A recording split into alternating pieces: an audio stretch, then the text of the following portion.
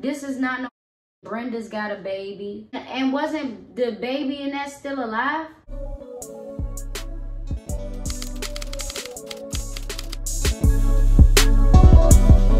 What's up, everybody? It's your girl B Octavia, and I am back with another video. Welcome to my channel, or back to my channel. If you are new, I'm from Washington, D.C. I'm 25, got a daughter, got her 5th birthday coming up this week. So I'm very, very excited. And if you are not new over here, then you already know what's going on. So let's jump right into the video.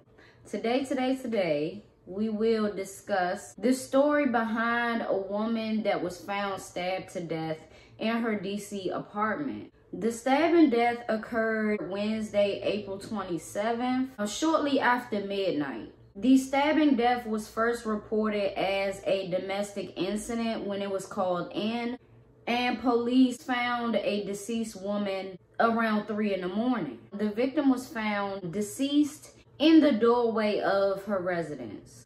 The police identified the victim as 39-year-old Ladonia Boggs. This isn't the first time the 39-year-old's name has popped up in the news or to law enforcement. Ladonia birthed a child in the early months of 2021. Baby Kion was born premature and disappeared at the age of 2 months in May of 2021.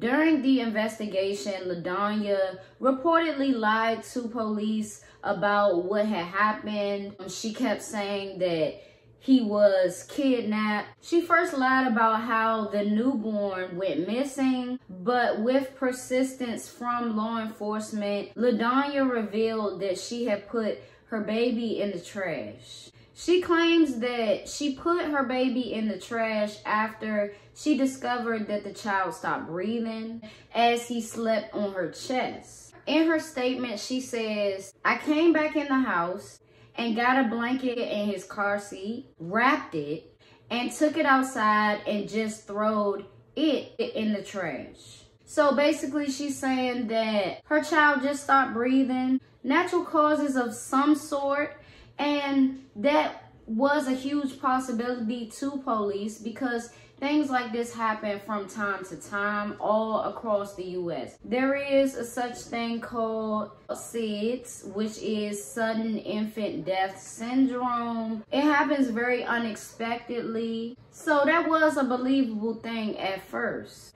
However, in being totally honest with police, she said that the child was laying on her chest, but she also added that she was under the influence of angel dust. And as the child laid on her chest, she rolled over, suffocating the child.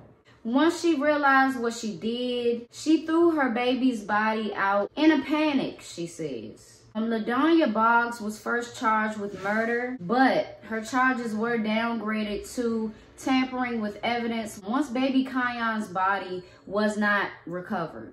And I did notice that it's almost been 1 year since the death of baby Kion. And that's probably why all of this happened in late April, right before May. I believe it's quite a few reasons why this happened. Number one, of course, like I just stated, the 1 year anniversary of this 2-month-old precious baby's death. Number two, justice taking too long. Number three, the charges being downgraded from murder to tampering. And number four, of course, vengeance, revenge, and karma. A lot of people, especially in our communities, resort to getting justice for themselves and for their family because in their eyes, police take too long, or getting to a trial takes years upon years, versus you giving out the death penalty yourself and accepting whatever comes your way as a result of that. The charges being downgraded definitely is a slap in the face to whomever feels like she shouldn't get away with it, especially either sides of this whole family. Meaning her side, her side of the family, which is her mom's side and her dad's side, and the child's father's side of the family, his mom's side and his dad's side. A baby's sudden death is enough to break a whole family apart because it's so many different opinions and views. Me personally, I wish they would have added a few more charges onto that other than tampering, because she could have done a lot differently. The one most important thing was she could have not been on drugs that day. You know, that could have determined whether her child lived or died. She could have called the paramedics right away when discovering, even if there was signs that the child was stiff and deceased, I still would have called the police. Maybe, just maybe, the child could have been saved. And another thing is she could have thought of something more humane to do, you know, with her child's body, other than throw him in a trash, throw him in a dirty trash.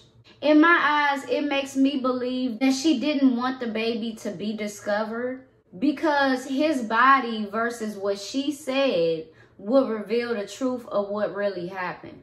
Having a premature baby is not easy, but mixing that with an addiction to angel dust only leads to disaster.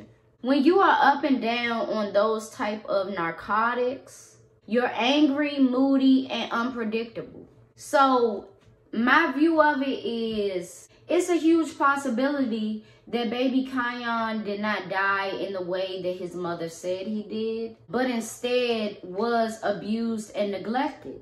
It's something about her throwing her baby away in the trash that makes me think that she didn't want the baby anymore.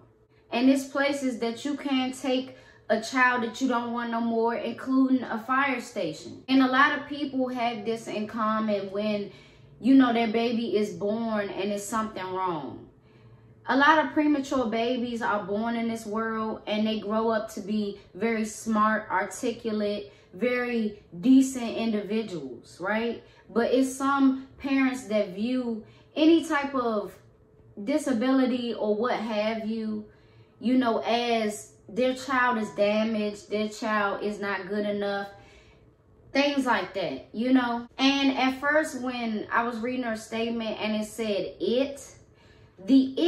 I feel like she was referring to the car seat. But if your child is in the car seat, I don't know why you would keep saying I threw it in the trash like you were just throwing away a car seat. And it was a child in there. It was your child.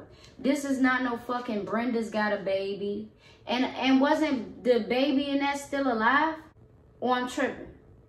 If I'm tripping, I put it on the screen that I'm tripping and the baby was dead and Brenda's got a baby. But I think that it's more that she was covering up, you know, and that's why she threw the baby in the trash. Perhaps the father will get into detail about why he did what he did. But basically, you know, if karma seems like it's not going fast enough and you see her able to walk free basically until this trial starts whenever, you know, you gonna want to take that up in your own hands. I'm not saying it's right, but it's what some people do. So it's a lot that I would like to know. I would like to know what type of parent she was. I would want to know at 38, 39, is this her first child, or does she have a history of having children and either abusing them, neglecting them? Did they end up dead? You know what I'm saying? Give me a pattern that I can work with.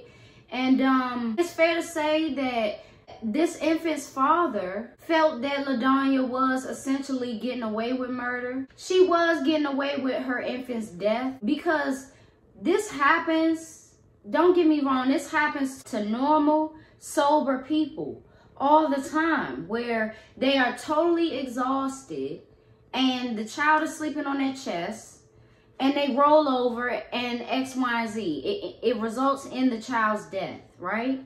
The parents, however, call the police and handle it properly because that's what really happened. And they walk away with huge amounts of guilt, huge amounts of regret, but no charges for an accident. But not if you on narcotics. If you are on narcotics and this happens, you should at least be charged with neglect. But 39-year-old Boggs did not. On Wednesday, April 27th, baby Kayon's father, 44-year-old Carl Jones, stabbed Ladonia Boggs to death. Shortly after the stabbing, Carl Jones was arrested and charged with second-degree murder. And a lot of people feel the same way about this, that he took justice into his own hands. That's exactly what he did. I'm not going to say that it's right or it's wrong. He felt like it was right, and he knew, just like anybody would know, that they have to face the consequences of what they've done. And that's exactly what he's doing, you know. So for something that really should come with more charges, we got to be specific when things like this happen. When things like this happen, we got to look at the overall background of the parent that caused this. Drug use. Was there abuse? In checkups with doctors, because infants got to get checkups too. Did she ever take this child for checkups? What was discovered? If anything, like, I need to be filled in. And I need the 411. I think strongly on this, that if they would have kept the murder charge alive and well, you know, and possibly still had her incarcerated, this wouldn't be happening. But there is, of course, a thing called pretrial release and bond and all of these things. So if you gonna let her out, I hope y'all would have told her the importance on her moving, the importance of her not going around the areas where her child's father possibly can see her. And DC is a small place, so it was no escaping that. Just like the child's father couldn't escape how he felt. It's a huge possibility that she wouldn't have got a lot of time anyway for just tampering with evidence. And police, prosecutors, everybody involved should have really seen this coming, you know. And honestly, it does take a loving father. I know that that's kind of like a oxymoron, because he stabbing somebody to death. How can he be a loving father? He could be. There's a lot of serial killers that was good fathers to their kids, and that was the kids' perception as well. A lot of people get in a situation like this, and they are the father of the deceased infant, and they don't feel, you know, they start to rationalize it as a getaway, as a, okay, this is a new chance at life, or what have you. You'll be surprised. Let me know what you think in the comments below, and I will see y'all in my next video. Thank y'all for watching. Thank y'all for tuning in, and I'm going to see y'all.